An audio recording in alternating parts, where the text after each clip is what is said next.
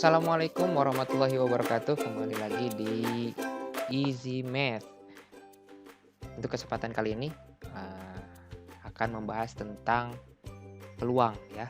Yang sebelumnya sudah diketahui bahwa peluang adalah suatu nilai dari kemungkinan atau kejadian bahkan percobaan yang sudah atau belum terjadi. Jadi intinya peluang itu bisa memprediksi lah.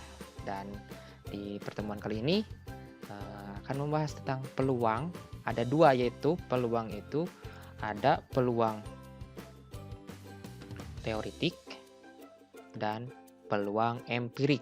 Jadi peluang itu ada peluang empirik atau peluang eksperimental, yaitu kemungkinan suatu kejadian berdasarkan hasil percobaan. Nah, yang ini adalah hasil percobaan ya. Jadi peluangnya hasil percobaan. Jadi percobaan dulu atau kejadian dulu baru dinyatakan peluangnya berapa sih gitu. Sementara untuk peluang teoritik digunakan untuk memprediksi. Nah, yang ini tuh untuk memprediksi banyak kemunculan suatu kejadian pada percobaan besar tanpa benar-benar melakukan percobaan tersebut. Jadi intinya mengada-ngada atau mengawang-awang sebelum percobaan itu dimulai. Oke, kita langsung lanjut aja ke contoh peluang empirik atau peluang eh, eksperimental. Contoh ya. Ya, ini salah satu contoh soal empirik. Contoh ya. Suatu tes dilakukan oleh 200 peserta ujian, 100 orang dinyatakan lulus, 50 orang dinyatakan tidak lulus, dan 50 orang lainnya dinyatakan lulus bersyarat. Nah, pertanyaannya, berapakah peluang untuk lulus di tes tersebut? Kalau peluang lulus ya, berarti peluang lulus. Karena empirik ini setelah percobaan ya, karena setelah kejadian. Nah, lulusnya itu kan berarti yang lulusnya 100 orang. Jadi intinya kita tulis 100 orang dibagi berapa dari total peserta. Jadi peluang lulusnya berapa? Kita coret. Maksudnya kita perkecil jadi 1/2. Jadi peluangnya untuk lulus itu mengalah dari 2, lulusnya 1. Jadi 1 orang itu mengalahkan 1 orang. Jadi 2 diambil 1 ya. Jadi peluangnya begitu, dan rumusnya adalah P sama dengan ini soalnya mau E mau A ya, kejadiannya, dan ini munculnya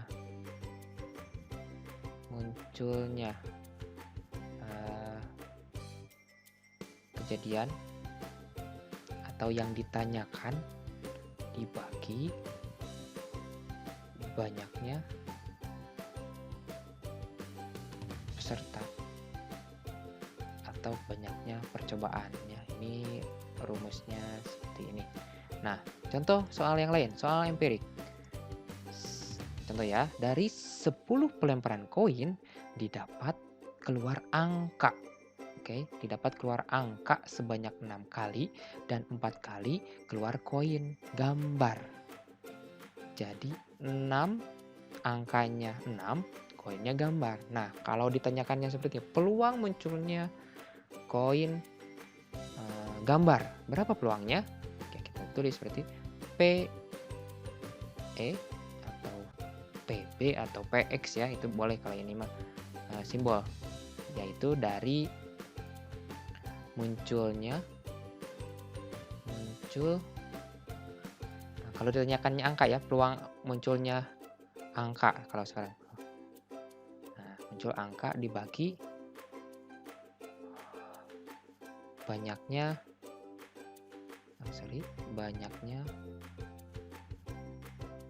percobaan. Nah, kalau empirik begitu. Jadi munculnya angka berapa kali? 6. Dari berapa percobaan? Dari 10 percobaan. Dan ini disederhanakan, kita bagi 2, Jadi ini 3/5. Berarti peluangnya adalah 3/5. Begitu kalau soal empirik. Nah, sekarang soal teoritik. teoretik bagaimana sih? Sesuai dengan katanya teoretik, hanya teori.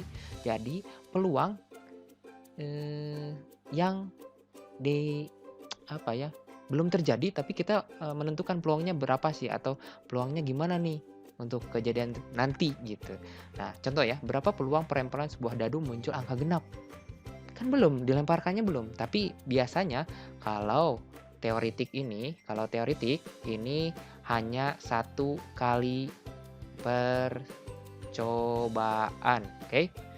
Peluang teoretik hanya satu kali percobaan. Nah, berapakah peluang pelemparan sebuah dadu muncul angka genap?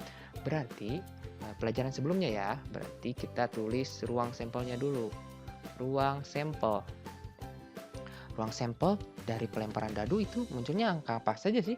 Kita melemparkan satu, kemungkinannya muncul satu, bisa kan?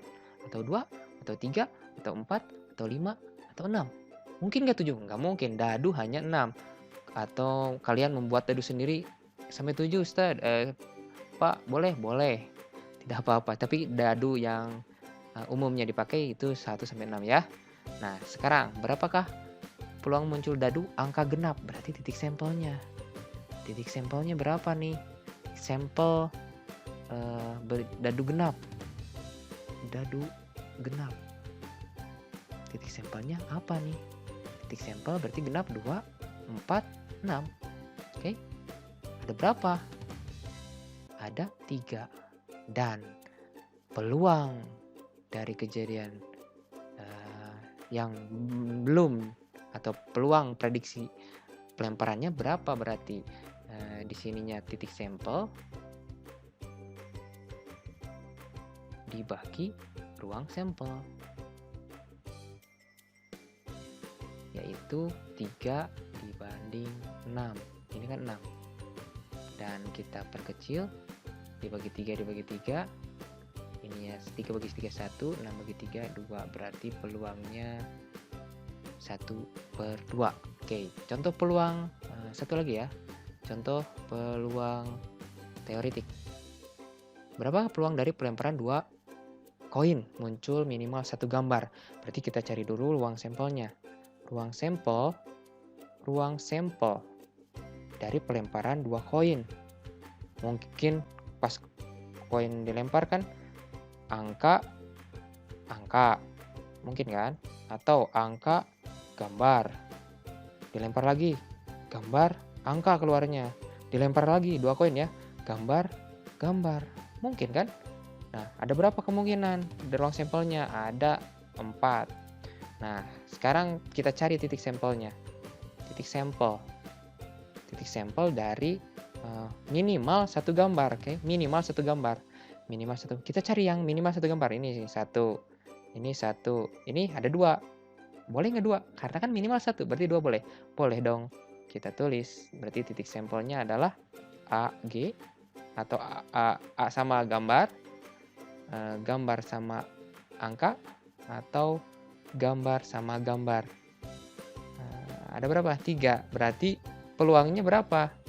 Peluang dari kejadian yang nanti mungkin kalau dilakukan pelemparan 2 buah koin munculnya minimal 1 gambar, kemungkinannya adalah 3/4.